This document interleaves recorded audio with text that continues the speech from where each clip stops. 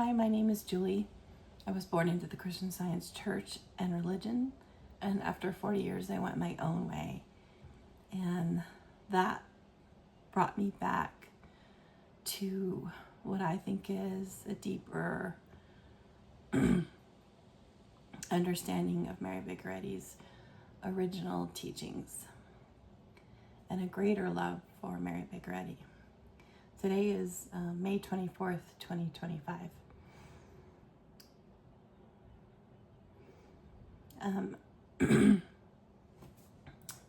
Yesterday I talked about the process of self-examination that we go through because we are spiritual beings, we are spirit, and the material world is a way that we see our thoughts and the way that we see our standpoint on existence as a soul.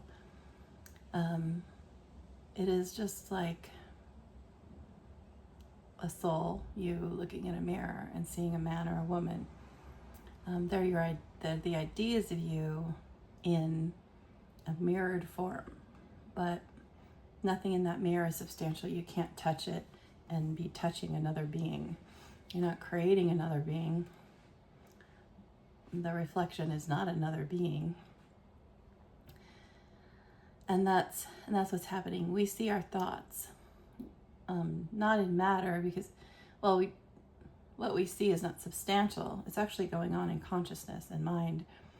But we're aware. We can call it seeing, hearing, touching, feeling, tasting, all the five senses. It's just something that occurs for spiritual beings, and as spiritual beings evolve and unfold, they have more and more control over whether they want to see their thoughts or not. And what happened is we got tricked by our own minds, and we thought that what we're seeing, all of a sudden we thought that what we were seeing was reality. Like that I'm Julie.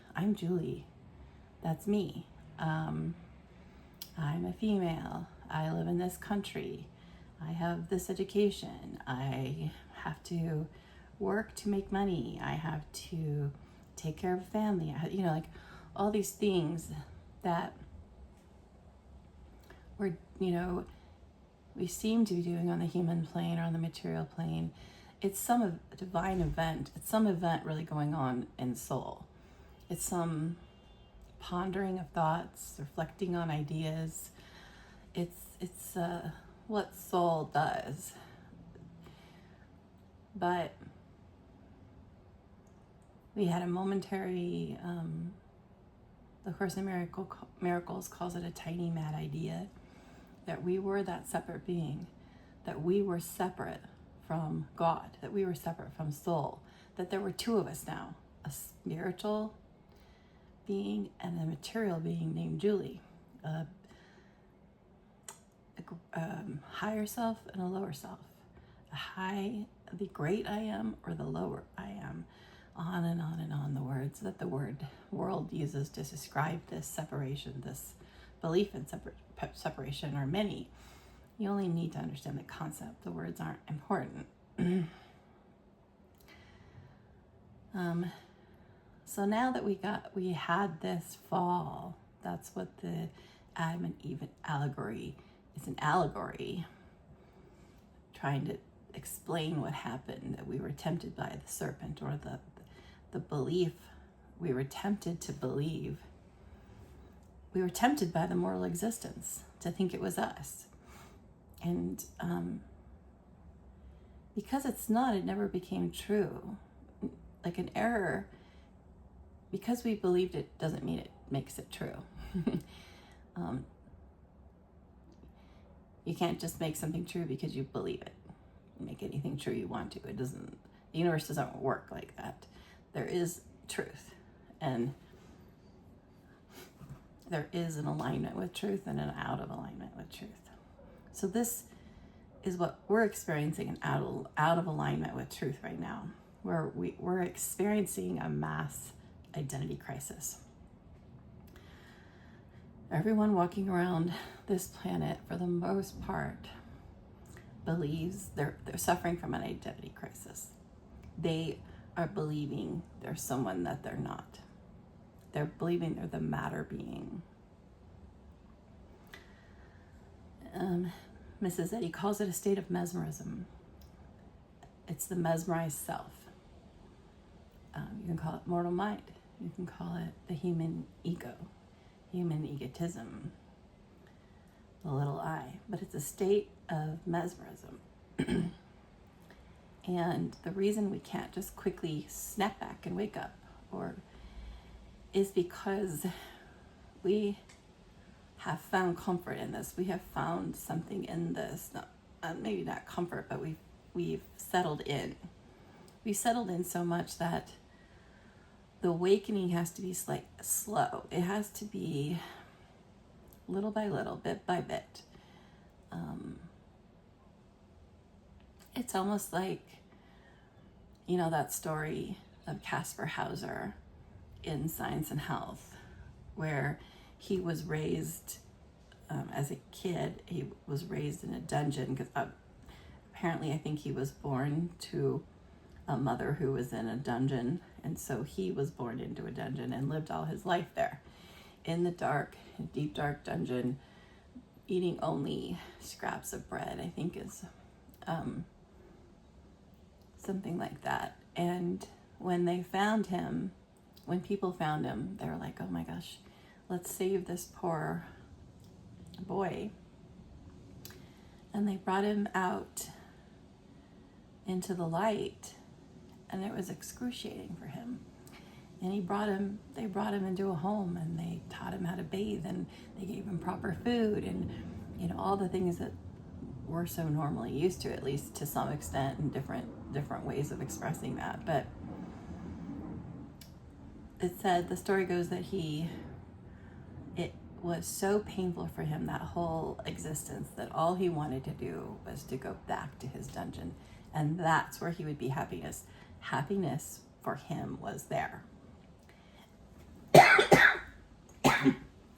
I used to misinterpret the story and think that she was saying something that she wasn't. But the way I'm seeing it or hearing it right now is this as an example for us, that we are Caspar Hauser here in this what we call material universe, or what we call Earth. We are Caspar Hauser. And the real world, our true nature, soul, the spiritual life, the spiritual existence that we are, that is our home, that we actually never left. But this ain't nothing compared to that. Like, this is the dungeon. The dark dungeon, slavery, no food, little nourishment. We're subsisting like Caspar Hauser. And a lot of us think, oh, this is great. I mean, I'm fine. I'm happy with this. If you're wealthy here, you might be really happy. If you have a lot of power or a lot of fame, or if you have found in your life something that makes you happy, you might be happy. Many are not happy. This world is very disappointing. It's everything it asks of us, and everything it doesn't give us. It's, starvation of the soul here. And many people are starting to really wake up today to that. We're being starved. Our souls are being starved because this place is hell. And so what she's saying is, we're Caspar Hauser, this place is the dungeon, and what is our real home and our true home and our true selves, we right now, at our current level of mesmerism, we would hate it. We would hate it. We would want to go back. We would want to go back. So it's a gradual waking up that we each go through, where once we learn the process of self-examination and we start to gain a little bit of humility that maybe I've been seeing it all wrong, then soul, our real selves, who's always calling us home, who's always reminding us who we are. The soul never left us. The soul is awake, unaware, and just going on. But this little piece of us is mesmerized to think we're these mortals. So when we get some humility and we get some openness and some willingness and some readiness, and we become, Mrs. Eddy says, either by science or suffering, do we decide to come back home, or to accept that maybe we're not home. And we are, place-wise, you don't go anywhere. There is no here and there, and time and space are, mortal conceptions, but mortal errors. But it's the same thing. We wouldn't be happy because it would be so far, it would be so different. It's so much better.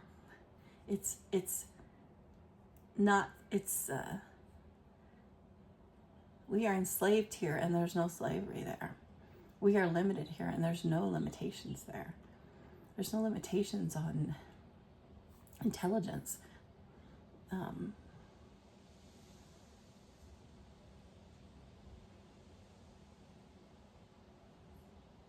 Creation. I mean, there's no limitations at all. There's no life spans, like a short lifespan, a longer. We're eternal beings. We are not limited by space, where we can only go to our own planet. We have unlimited potential and capabilities, and but we don't know it. And so much it takes this, Christian Science, what Mrs. Eddy taught was the silver bullet. It was the silver bullet to teach mankind what had happened and how to wake up from it. There are truths that there's a lot that Christian Science brings to light to mortal mind, like the 7 synonyms are kind of definitions of reality. Reality being pure love. The truth. Reality is the truth. And so on and so forth. And the soul is the being, the I am. The identity. Soul is our identity. And we are spirit. And that is a principle. All of what we are is a principle. And it doesn't change. It doesn't... It's not good. It's not bad. It's all good. God is good. So Christian Science, took Christianity and dusted off all the false teachings, and it attempted to get us back to Jesus's original teachings, which were nothing like the religion of today and nothing like the religion of yesterday. His teachings really lost traction in the human mind around 300 years after he ascended. And other teachers have come. Many teachers have come, have been sent, and they have been here to teach different lessons from the one soul. We are all one soul together, so we're in this together. This is a collective thing. We're in it together. We're trying to get out together. So our being, our true self, our soul, God, is constantly at work to wake us up. And that never stops. And so there's many beings that have come to teach and to help mankind. Eckhart Tolle is here to teach the power of now and stillness. And David Hoffmeister is here to teach the Course in Miracles correctly, and and that's about the how to unwind yourself from the dream. And there are others. Paramahansa Yogananda a similar task.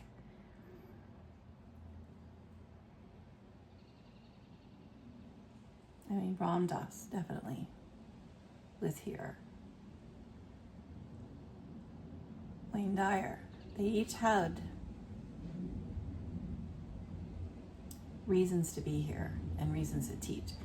Mrs. Eddy specifically was to plant this in human thought. This, okay, this is what happened. You're the Casper Hausers, and this is what you got to do.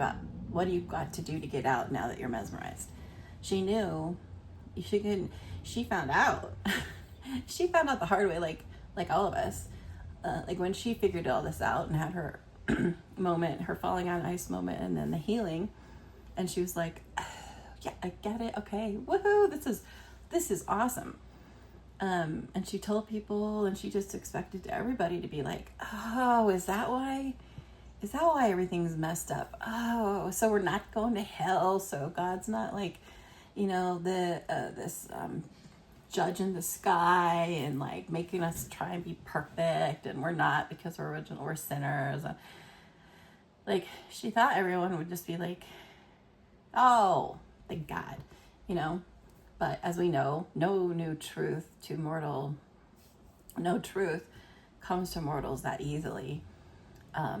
So she learned that you can't come out and tell people this in a way that they understand it and like all of a sudden transform. That would be very rare. So she laid out the truths about the universe, but her teachings were when someone was giving a normal class, she had Kimball come with a message to that class, saying the only excuse for teaching Christian Science or holding a Christian Science class is to teach how to handle evil. And this is evil that we're dealing with. We've given it a name, this state of mesmerism. We're calling it evil. And that's the only evil there is. Us thinking that we're the matter being, and then everything that comes out of that thinking. All the war, the disease, the poverty, the hate, the depression, all of that comes from the mesmerized state. So it's the effect of the mesmerized state, and none of it is real, and the mesmerized state isn't real, but it sure seems real to us.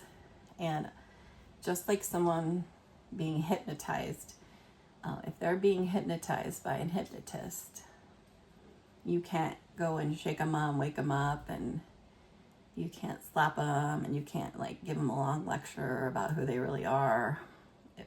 Nothing happens till the hypnotist wakes them up.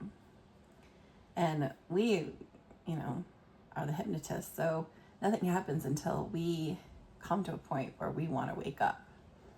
And that's done. Christian Science is, that's what we're supposed to be doing. That's what she wanted us to be doing. That's what she told a class of, her message was to a class of individual teachers, or individuals who were going to be the teachers of the movement of the day. And that was her message. The only excuse for holding a class on Christian Science is to teach how to handle evil.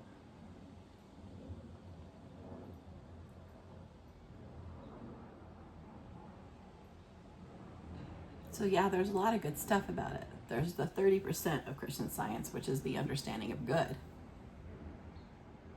But the 70% of Christian Science, which is this self-examination process, a proper sense of sin and repentance, that's not taught, which is the opposite of what she wanted. The opposite of what she was saying when she told those teachers who are about to be, those people that are about to be teachers in their normal class.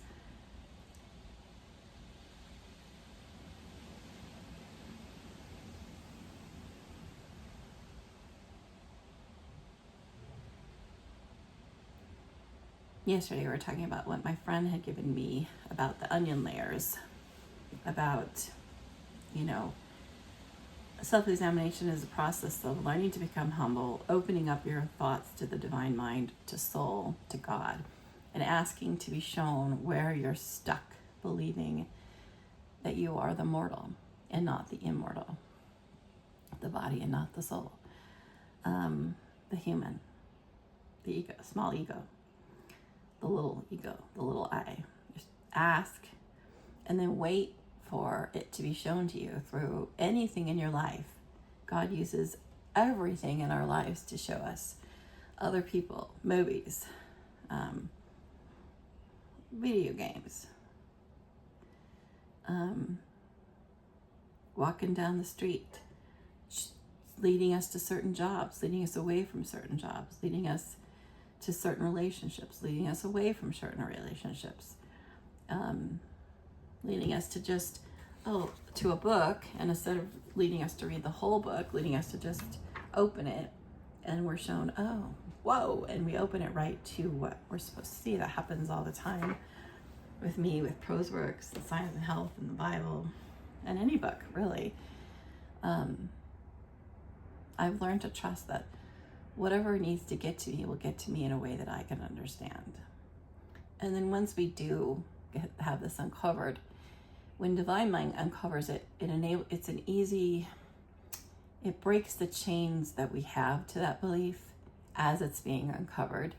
And so it makes it easy for us to see it and repent of it, meaning turn away from it and just let it go.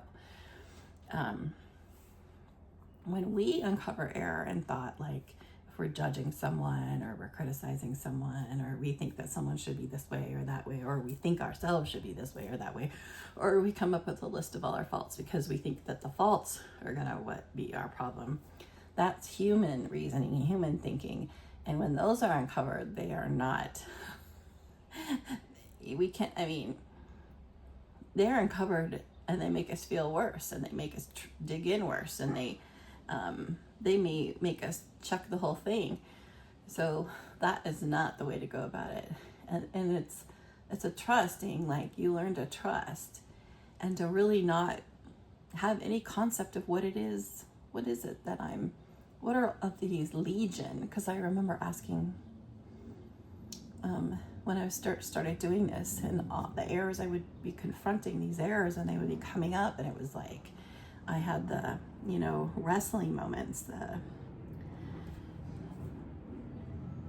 Jacob wrestling with the angel moments, real severe, like wrestling, like if the error would come up and I would be like, no, and then it'd come back up and I'd be like, no, that's not, and it just, you wrestle these until love shows you and really makes it clear to you where you had been. So these are claims on us, where you had been believing a claim on yourself, and that was enslaving you. That claim is enslaving you, but you don't know until you get brought out of it, or you get a vision, you get to be like shown it from a different perspective and a different angle from the divine mind.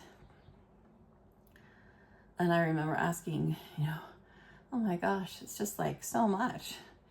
And I remember, how many errors do I have? And the answer I got was legion. It's just like, oh, thanks. I'm not going to ask next time. Why did I ask? But there was a lot. Let me just tell you, there's a lot of errors. And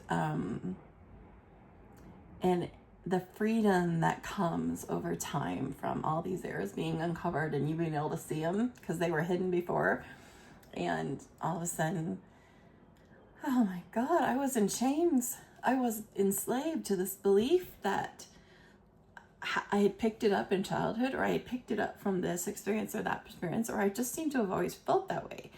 And I was in chains and I didn't know it. And I was enslaved and I didn't know it. And that's the Casper Hauser, that's the Casper Hauser slowly maybe getting acclimated to a life that's different, like where maybe he goes from the basement of the dungeon to the first floor of the dungeon, and there's a tiny bit more light and a little bit better food. And maybe, and just little, step by step, little by little. And, of course, we know that step by step.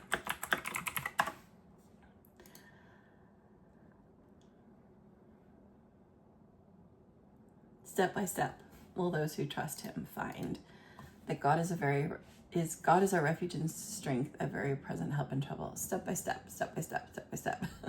On Science and Health 444, line 10. Step by step, step by step. And it's interesting because that's the second sentence in the teaching chapter in the paragraph about temporary and eternal means.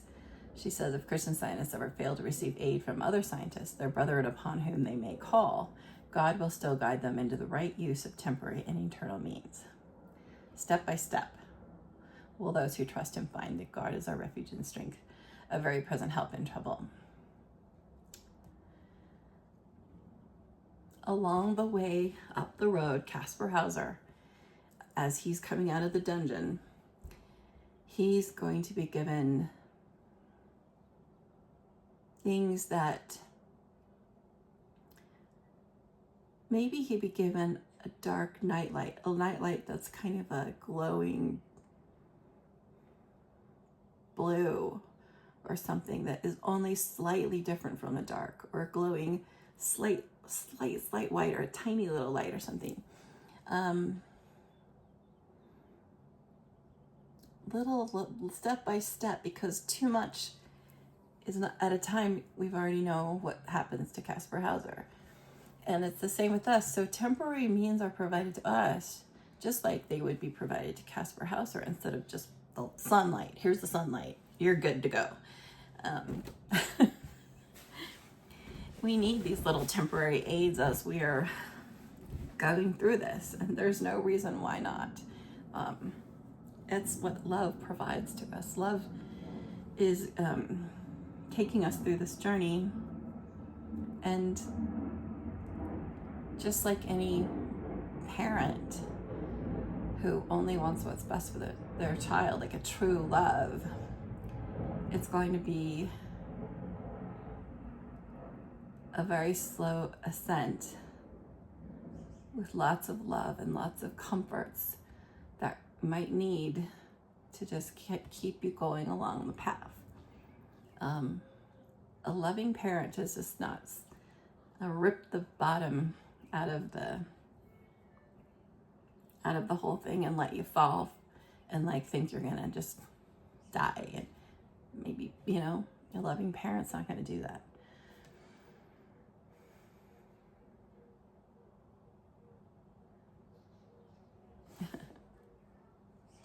So many different step by step, if you look that up. A lot of the absolutist Christian scientists are going to say, no, you're home now. If you think it's going to take time, then it's going to take time, because you're home there, you're healed now, and to rely on temporary means for anything is to make yourself believe you're not there now, as soul now. But I prefer to listen to Mary McGrady, and I prefer to have her as my teacher rather than people in the movement who are misled and mistaken and trying to right my ship because they think they know better than me. The absolutists are kind of nasty boogers. They're gonna run around telling you, and this is what we've experienced. Nope, God is all.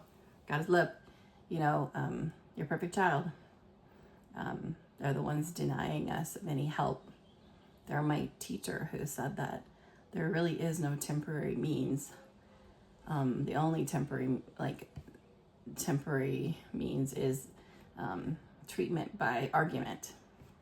So he's like, the way, don't use temporary means because you're going to go the wrong way fast, and you only want to use the only temporary means you want to use are treatment by argument, and if you stay that way, you're safe. And I mean, yeah, they got a lot of gall. To overstep what Mrs. Eddy is so clearly telling us all over, step by step by step by step. You know, it takes a lot of hubris to have Mrs. Eddy say, step by step will those who trust him find that God is our refuge and strength, a very present help in trouble. And then she says to stop eating and drinking before being clothed materially before the spiritual facts of existence are gained step by step is not legitimate. When we wait patiently on God and seek truth righteously, he directs our path. Imperfect mortals grasp the ultimate of spiritual perfection slowly. She says it. They grasp it slowly. An absolute Christian Scientist is not going to say that. They're going to say, no, you're there now. So I'd rather her be my teacher. But to begin aright and to continue the strife of demonstrating the great problem of being is doing much. To continue the strife, they're going to say, oh, there is no strife. It is a beautiful, wonderful now everything's perfect now. There's no strife. There's no suffering. There's no cross. I mean, I was giving a testimony on a Wednesday night about how much, walking the path, walking Jesus's and Mrs. Eddy's path. She says bleeding footsteps. And when she says bleeding footsteps, believe her, it's hard too, because mortal mind is pulling us back in to the dream as fast as we can get out. But we have the advantage because we have divine mind and soul. We have our true being. We have God, and we have the advantage, but it's just doing the best it can to pull us back in. And she talks a lot about the cross and about what it takes to walk this path. And even in the story and allegory in Miscellaneous writings,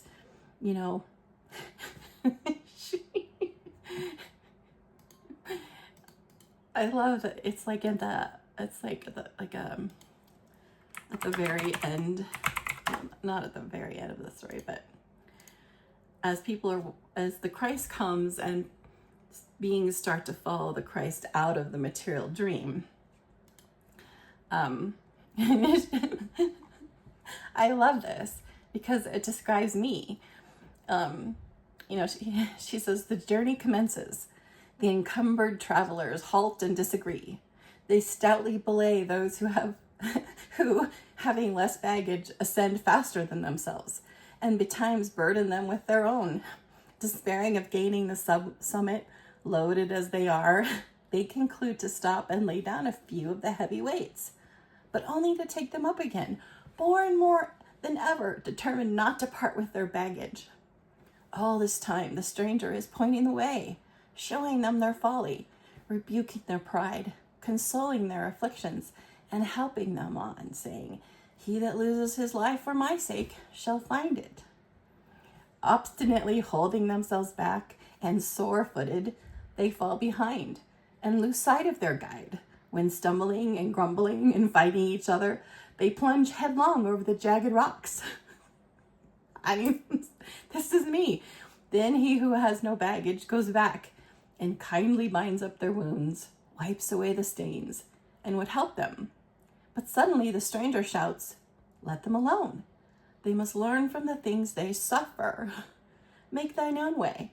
And if thou strayest, listen for the mountain horn, and it will call thee back to the path that goeth upward." She goes into just so much detail on our path out of mortality, out of the belief of mortality. So the absolutists, the absolute Christian Scientists, you can always just turn your thoughts to this and let them say what they want to say about self-examination and what it takes to be woken up and brought out of our belief.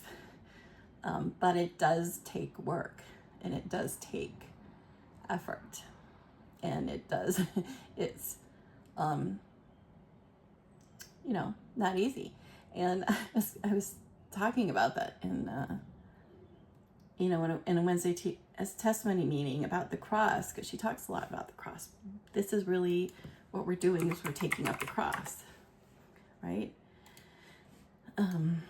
There is a cross to be taken up before we can enjoy the fruition of our hope and faith. We must resolve to take up the cross and go forth with honest hearts to work and watch for wisdom, truth, and love. Despised and rejected of men, returning blessing for cursing, he taught mortals the opposite of themselves, even the nature of God. And when error felt the power of truth, the scourge and the cross awaited the great teacher.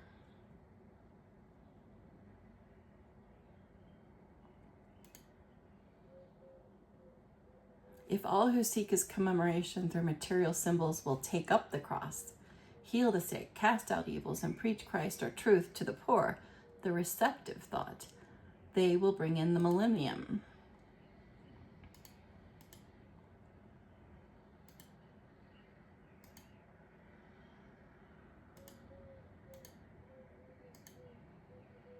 Whoever reaches the understanding of Christian Science in its proper signification will perform the sudden cures of which it is capable. But this can be done only by taking up the cross and following Christ in the daily life. That one is so important. Science and Health 178, line 32.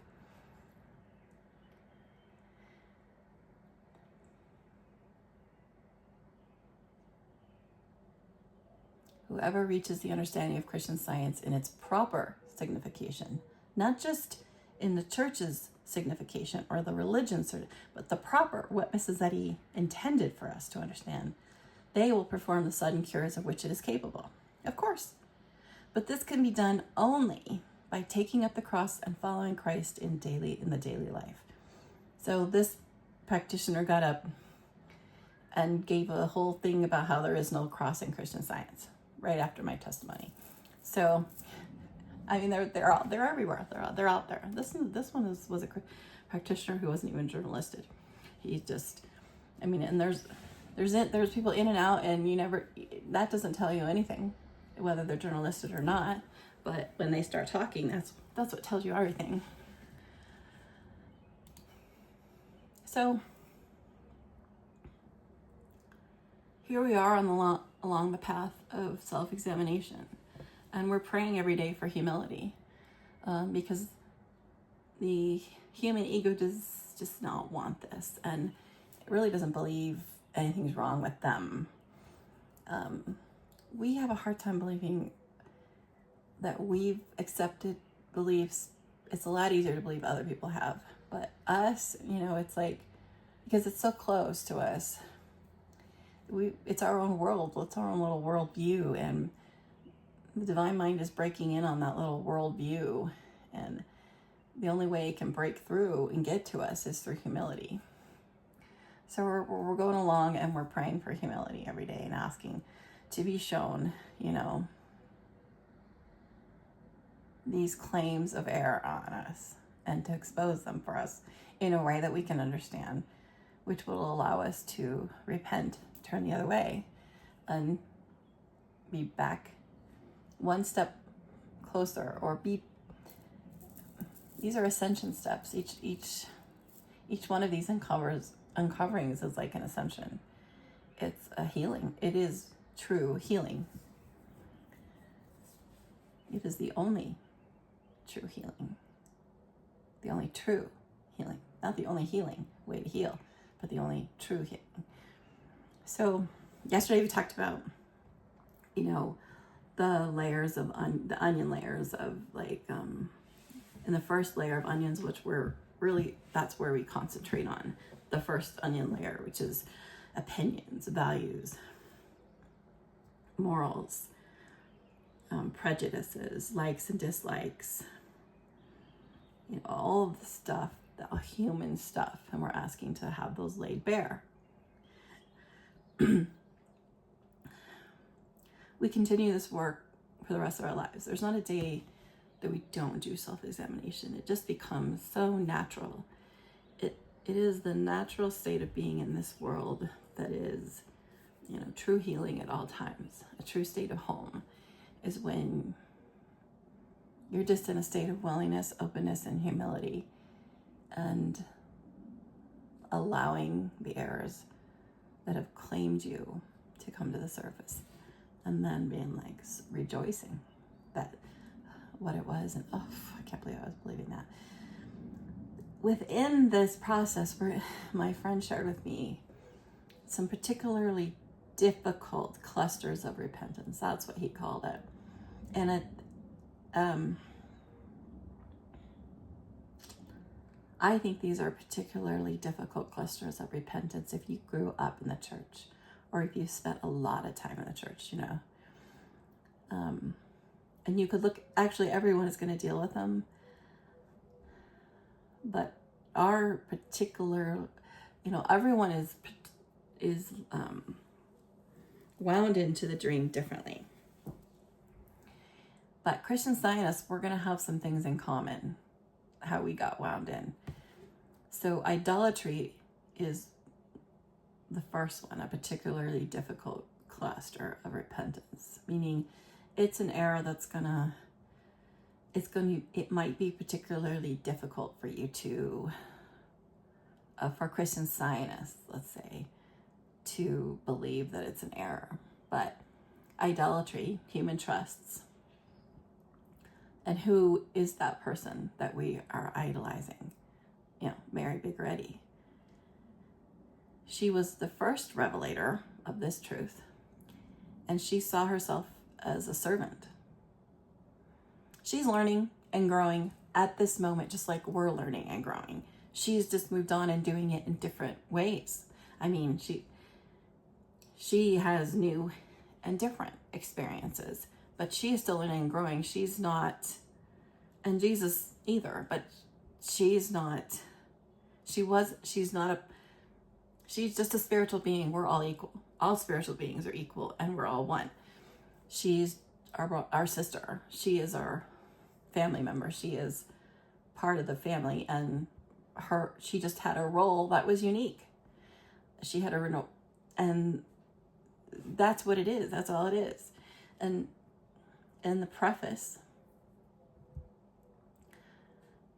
she says, today, though rejoicing in some progress, she still finds herself a willing disciple at the heavenly gate, waiting for the mind of Christ.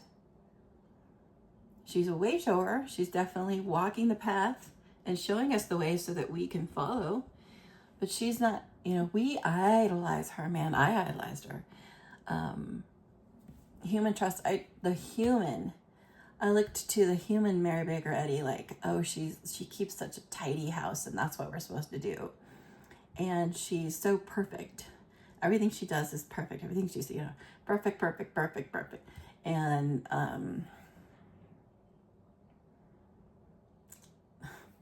it just a ridiculous amount of idolatry was found in my thought. And and you'll hear people in the church say, if you ever say, well, Mrs. Eddy allowed that kind of things, and I've heard them say, well, do you think you're Mrs. Eddy? I mean, she could do that, but we're not Mrs. Eddy. Making sure they put you in your place. Everyone's trying to put you in your place. That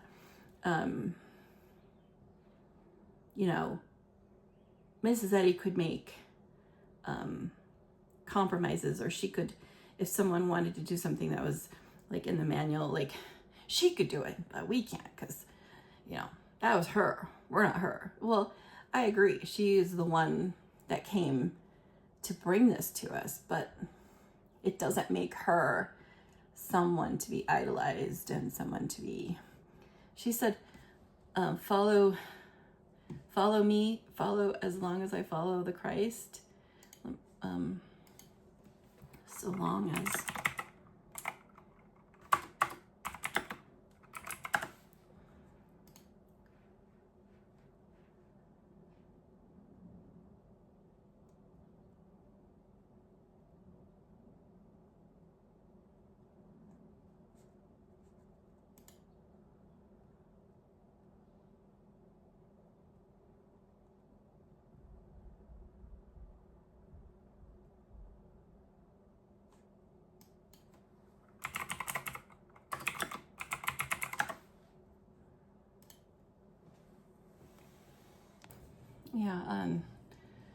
the message to the Mother Church for 1902 on page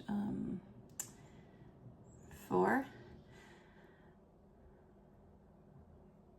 Follow your leader only so far as she follows Christ.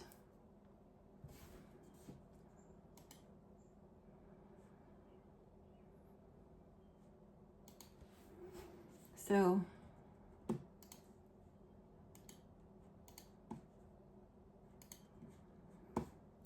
a particularly difficult cluster of repentance that Christian Scientists are going to face, if you grew up in the church, if you were born into the church, if you've been there for a long time, is going to be Mrs. Eddy worship. So just be aware that might come up in your thought. Another form of idolatry is idolizing the organization, Mother Church, local church, political party, any body. But I was taught to idolize the Mother Church. It was not something intentional. It was something that we all did. It was a group think of like, well, what does the Mother Church have to say about that? And maybe we should call the Mother Church. And I can't believe the Mother Church did that. And blah, blah, blah, Mother Church and Mother Church, blah, blah, blah, blah, blah. And idolizing the local church and making them into something that they're not. They're just bodies of individual mortals with specific tasks, and if they follow those, great. If the Mother Church upholds the manual, great. That's their job. But they're not something to be worshipped or idolized. And the same with the local church. Our earthly parents, that falls under idolatry and human trusts. Anytime we feel we could not give up a human relationship, if we know that's idolatry. You just know it off the bat. A human relationship, if you can't give it up, it's idolatry. It doesn't matter. It doesn't mean you shouldn't have human relationships. But are you idolizing a certain relationship? Is a certain relationship something to you that you could not live without? It's a good indicator you might be dealing with idolatry. Your teacher, Christian Science teacher, canonizing your teacher, that's idolatry. I did it. I think we all do it. They're just a spiritual being like us. They might be in a different level of unfoldment. They took on a role here in this existence that is unique in this existence, but it doesn't mean that they are anything different. We all have different parts to play in the waking up of mankind, and not one single one of those parts is more important than the other. We're all in this together. And to idolize our teacher and think, well, they're the ones that got it, and making them into something they're not, that's idolatry. Another particularly difficult cluster of repentance is old-time religion. Hanging on to religion as if religion has inherent value. Religion doesn't have inherent value. Truth has inherent value. And a religion may or may not have truth in it. And it may at one time have had truth in it. But hanging on to what we've been taught in the past, unwilling to see yet undiscovered and newly revealed truth. As a world, we're seeing all over that people are waking up from their belief that the Bible is a literal word, the literal word of God. I mean, there's all these translations coming forward. There's these new books about, like, lost books that have stories of Jesus that, they chose not to, that the church chose not to put in the Bible.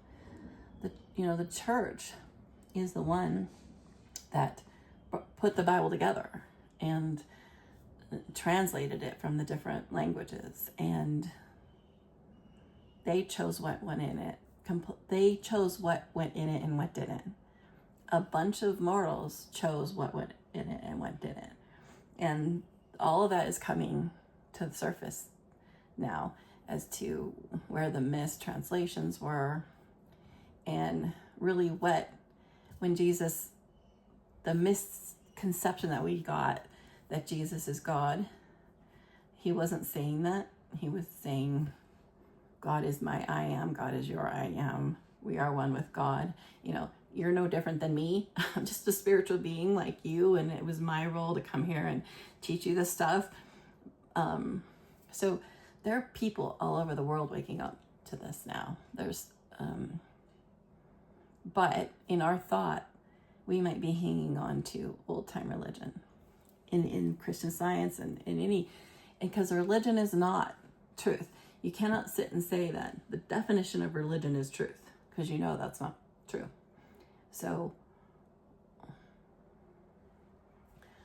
holding religion as something in and of itself, so that's where it's a good place to, that it might come up in your thought when you're doing self-examination. The last one my friend shared was personal egotism, selfishness, self-importance, pride, conceit, self-justification, etc. We have a lot of that. I had a lot of that. And every day the weeds come up, and I'm aware, and I've learned to let them go. But personal egotism, like your sense of what's right and wrong. Pride shows up in the craziest of places where you didn't think there was any pride there. Conceit, self-justification, self-importance, that's all there.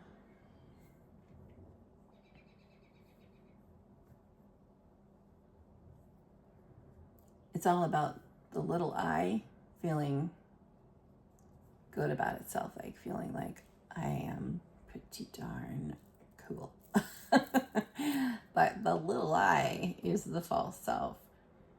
So we don't really, when the little I is all happy about itself and thinks itself is the greatest thing on earth, and the greatest things, and nobody else knows what I know, and I'm always the one that's right, or even different levels of that, that's idolatry.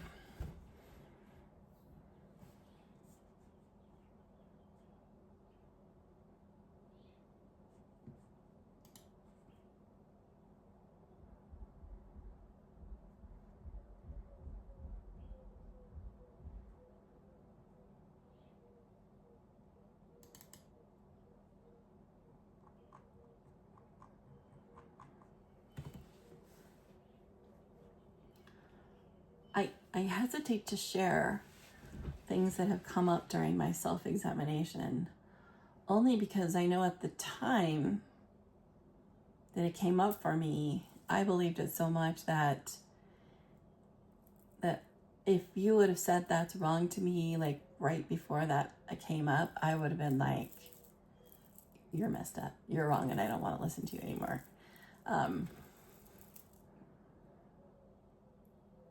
Like, these are important things, and you need to be aware of them. The other one is our church edifice. We all have an edifice complex.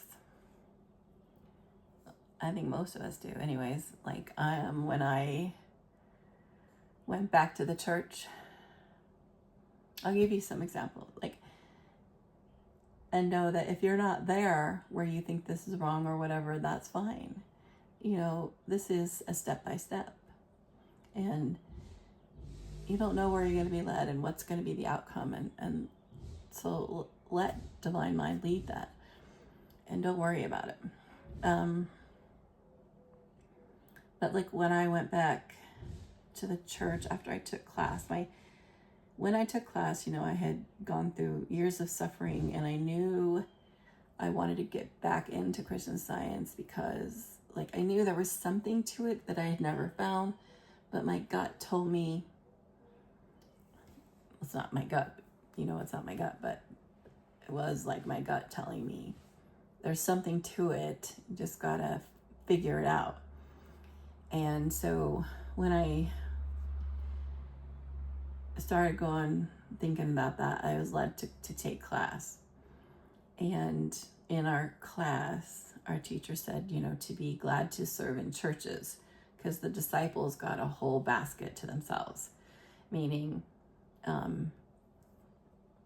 when the disciples fed the 5,000 or whatever, and each had a basket, and they were handing out fish to everyone, and there was enough fish in those like 12 baskets for everyone, enough loaves and fishes for everyone, even though it was just 12 baskets. What he's saying is at the end, each disciple got their own basket. And it was kind of like what he was trying to tell us is you serving in church will be extremely fruitful for you. You will have a tremendous amount of fruit coming out of it. And I know a lot of people believe that.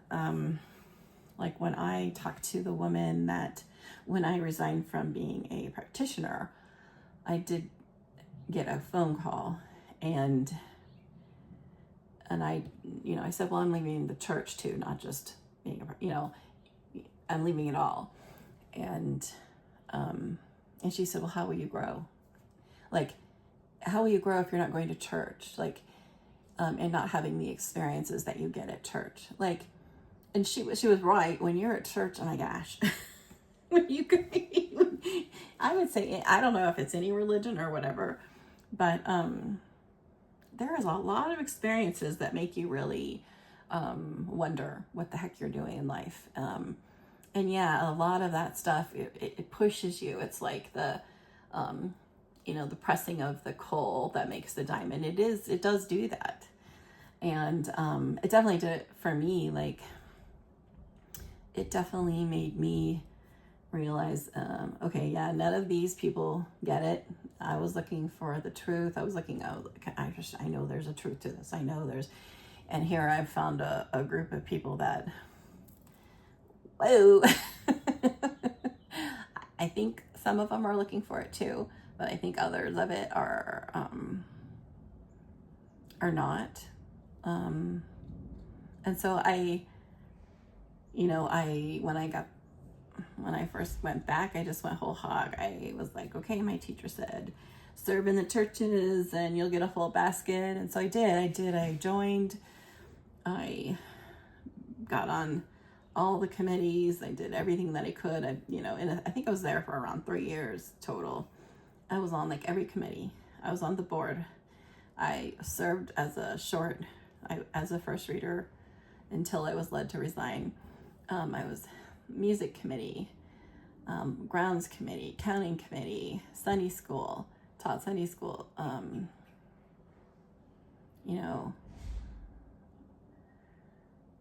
lecture committee.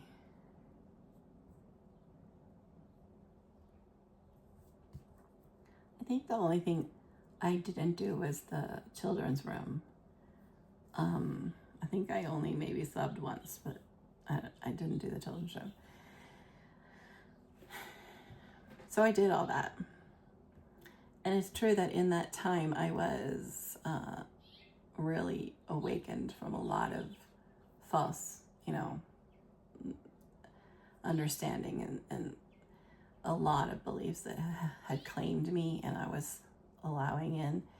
But I was really struck by when this woman said, what are you going to do if you don't have church to provide that growth to you? And I was like, what? Huh? That's what that's the value of church. You're sitting here telling me, a fellow practitioner, that the only value of going to a building is to provide the pressure on the coal to be a diamond. Like all the crazy people that I met, all the weird circumstances, all the stuff that just like is like, what? That's the stuff that church. And I was like, okay, I don't know, but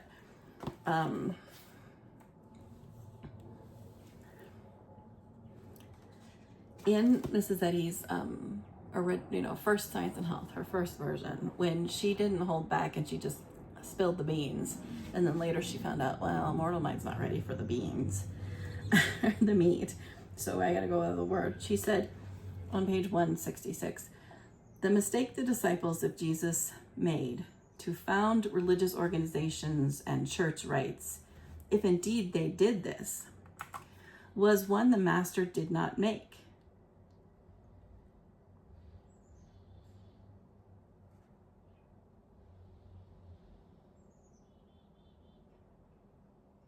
No time was lost by our master in organizations, rites, and ceremonies, or in proselytizing for certain forms of beliefs. Members of his church must answer to themselves in the secret sanctuary of soul questions of the most solemn import. First, am I surely gaining a victory over matter and present with spirit, present with love and truth, supping with them and they with me, gaining this oneness with God, of which Jesus spake, thus rising superior to personal sense and conquering sickness, sin, and death? Am I caring less and less for earthly pleasures and pains, and getting out with the sinner and in with the saint? The true answers to these inquiries will set us all right. They are the only sign significant of the burial of the body with Christ. But, we have no record that forms of church worship were instituted by our great spiritual teacher, Jesus of Nazareth. And we learn the improbability of this in the science of God that he taught and demonstrated. Said he, the time now is when they that worship the Father should worship him in spirit and no longer in Jerusalem, the wealth of learning of our temples. A magnificent edifice was not the sign of Christ's church. Anciently, the followers of Christ's truth measured their Christianity by the control it gave them over sickness, sin, and death, whereas the more modern forms of religion leave out the first proof and substitute observances for a test of the latter. But we are learning slowly, as the centuries pass, to leave forms and doctrines and require the primitive tests of Christianity.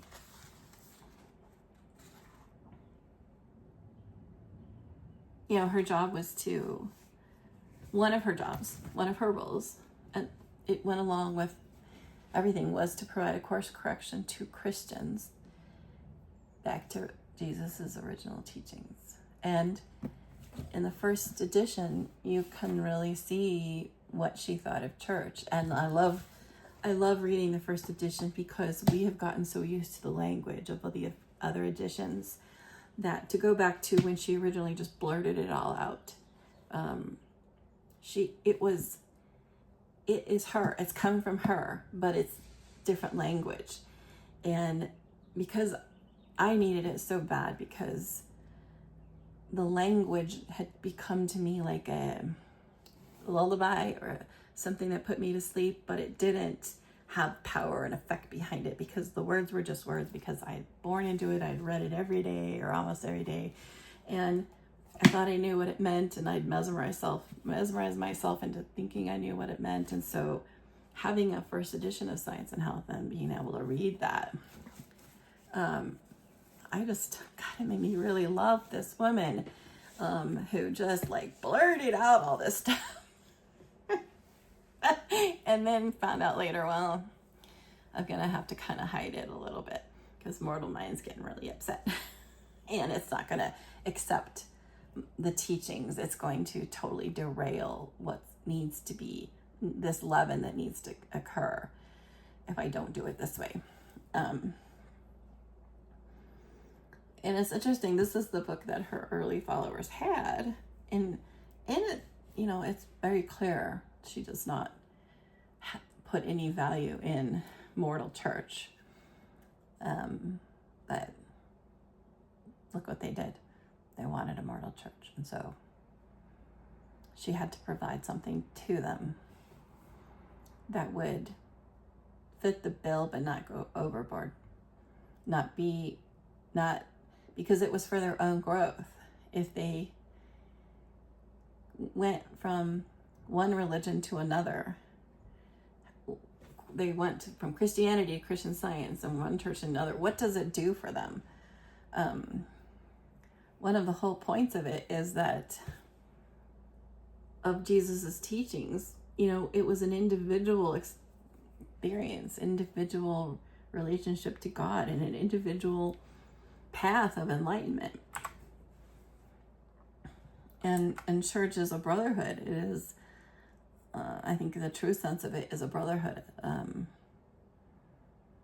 But we can have all of that without going to a building and making it into something that it's not.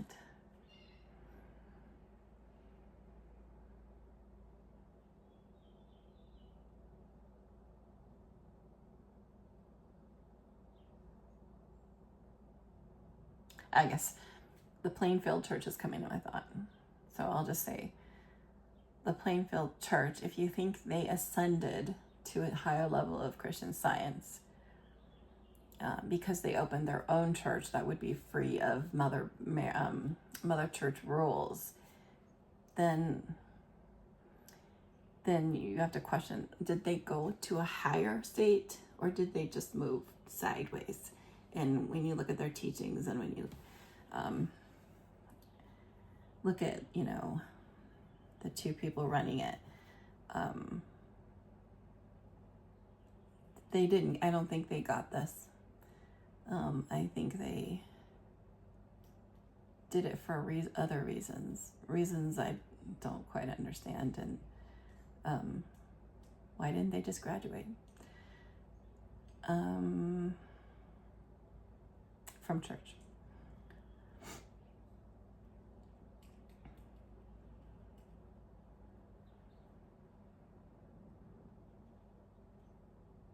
I guess I'd be curious what their thinking is about that.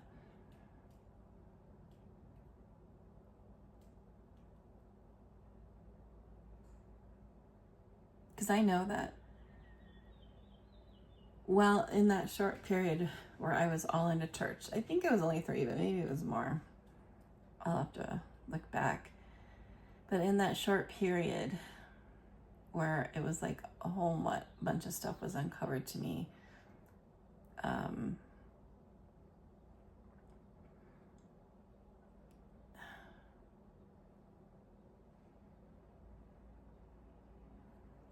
a friend and I started, two friends and I, like 3 of us started meeting weekly, or 4 of us, and talking ourselves, and just kind of having church ourselves, where there was no agenda, there wasn't a manual, there wasn't readings, there wasn't hymns. It was just kind of us trying to express church in a way that was different. It was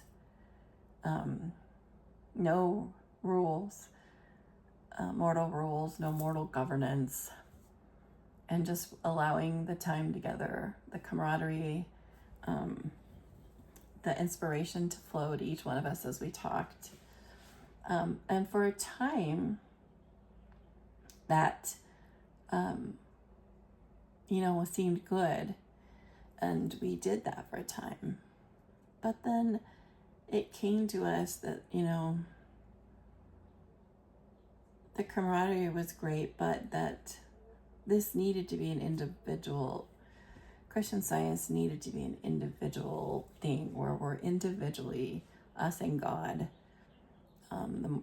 us and our soul. Like, us and us, because it's all us, because we're one. But communing, I guess, in a communion with the one mind, and a reliance on the one mind, and so we then graduated to like not doing that anymore, and just each of us doing our own, what we were being led to do. And that's different for everybody.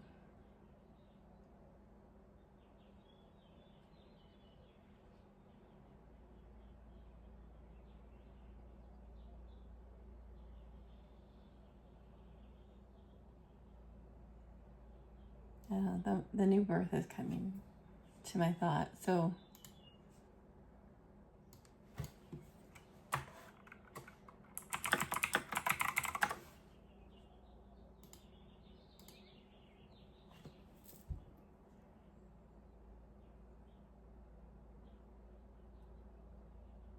I think the new birth really, sorry, it's and the new birth is like, I'm looking at it and like, yeah, this is it. This article is on Miscellaneous Writings, page 15. It's just,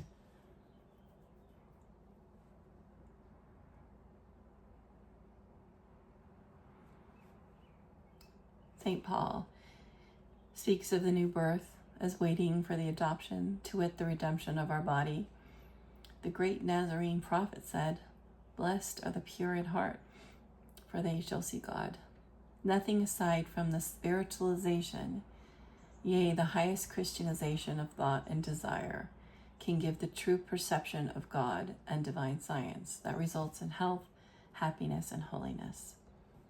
The new birth is not the work of a moment.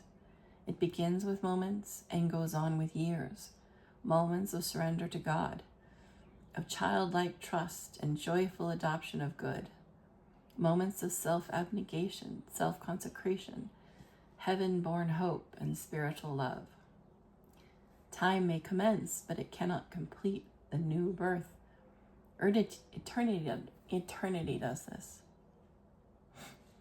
For progress is the law of infinity. Only through the sore travail of mortal mind shall soul as sense be satisfied and man awake in his likeness. In mortal and material man, goodness seems an embryo.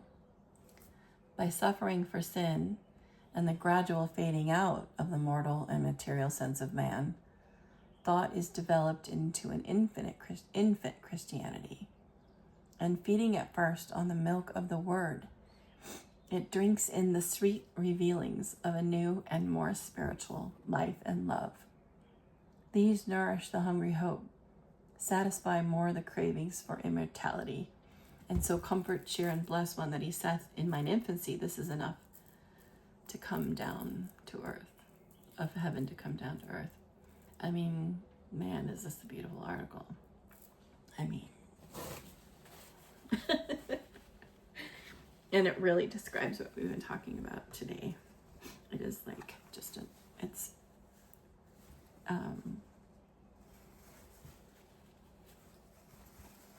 I would highly recommend it. You know, when I was really governed by mortal mind, reading out of prose works and reading out of Science and Health, it was a task. And so one of the things I did is, what I wanted to read Miscellaneous Writings, but I just couldn't. Every time I started in on the first article, I'd maybe read the first 2 or 3 and I'd love them, but then I'd put the book down and I'd forget that I was, and I just never could.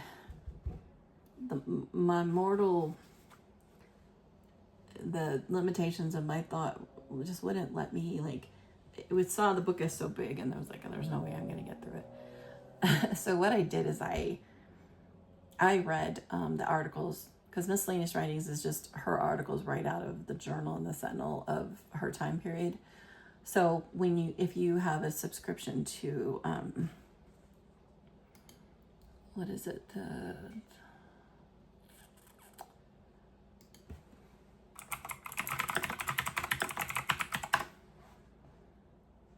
JSH Online, you can actually go look at old journals and sentinels, and you can read the articles directly from there. I don't know if I have my subscription. No, I don't. Yeah, mine is no longer active. And so then you can read it from there. Like, you can search, the new birth in JSH Online and read it from the actual one where it was originally printed. And I could do that, and I made it fun for me. Is like I was going to go through every article in Miscellaneous Writings and read it from the original journal or sentinel. And I really loved that because you could kind of look and see the other articles that she had wrote at the time and what was going on, and you could kind of see the huge difference between her journals and sentinels at her time period and what has come today. And those fed them. Those journals and sentinel articles, that fed them a movement. And they were simple, they were small, they were like taking a Bible story and talking about it, and have little jokes and little cartoons, and there was so much love in those. So it was a double blessing for me. I got to read these articles right out of the, originals, and then also just to get to see how far we've diverged. You can also, obviously, at a reading room, you can get the the bound volumes, and you can find these in the bound volumes if you don't have a JSH subscription. And then there's also, I had bought at one time there's that organization, the Biblical Foundation. Is it the Bible? No, Biblios, the Biblios.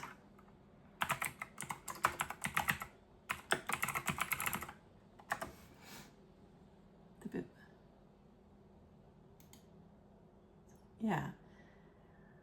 I think it was the Biblios Foundation, and I'm on their website right now, and it looks like they're still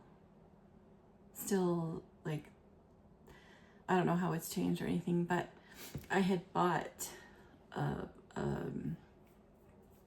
a thumb drive from them that contained all copies of all the old ones. So it was actually a picture, just like you would find in the bound volumes of the old journals and sentinels. It was so you could go through it electronically and flip through it. It was looking like it looked just like it looked back then, instead of like on JSH Online, you're only reading. Well, I don't know, I can't remember if you're only reading the articles in JSH Online or if you actually have access to the original whole thing. I can't remember, but that helped me, and really wow. But the new birth, I think, is talking what we're going through, and it's different stages. The new birth is like talking about the different stages we go through as we wake up.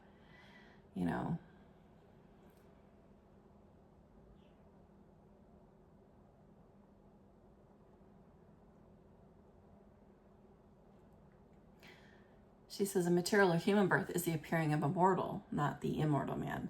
The birth is more or less prolonged and painful, according to the timely or untimely circumstances, the normal or abnormal material conditions attending it.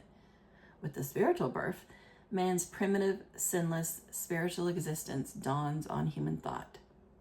Through the travail of mortal mind, hope deferred, the perishing pleasure and accumulating pains of senses by which one loses himself as matter and gains a truer sense of spirit and spiritual man. The purification or baptismals that come from spirit develop step by step the original likeness of perfect man and efface the mark of the beast. Whom the Lord loveth, he chasteneth, and scourgeth every son whom he receiveth. Therefore rejoice in tribulation, and welcome these spiritual signs of the new birth under the law and gospel of Christ's truth. Rejoice in tribulation and welcome these spiritual signs of the new birth under the law and gospel of Christ's truth.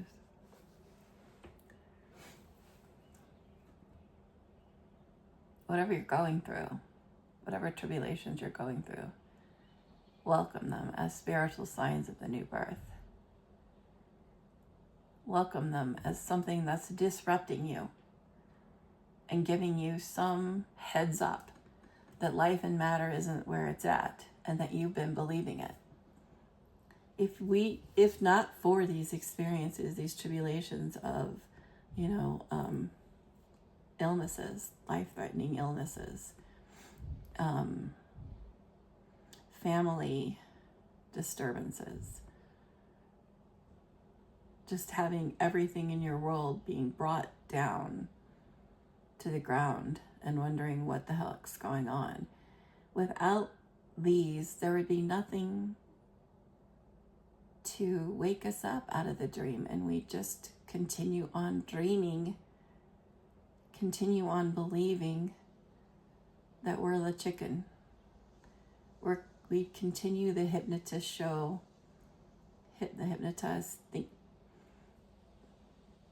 believing we're the chicken for eternity, and we'd be missing out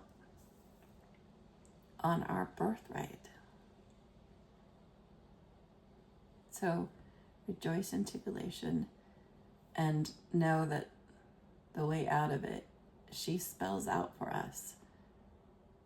She spells out for us. And it's all coming from love. It's love.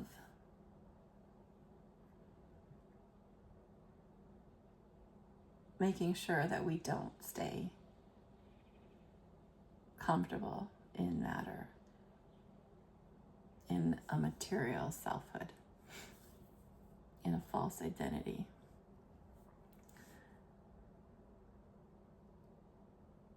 That would be worse than any illness or family disharmony or financial crisis or any of that.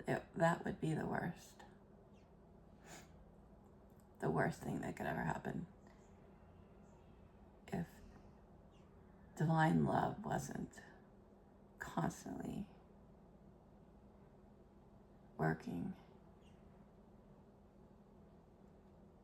at providing the ladder upward.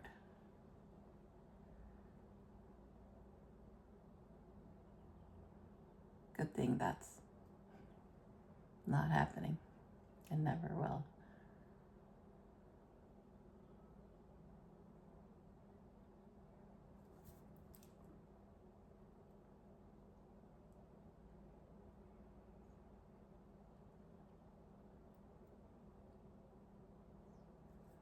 That's it.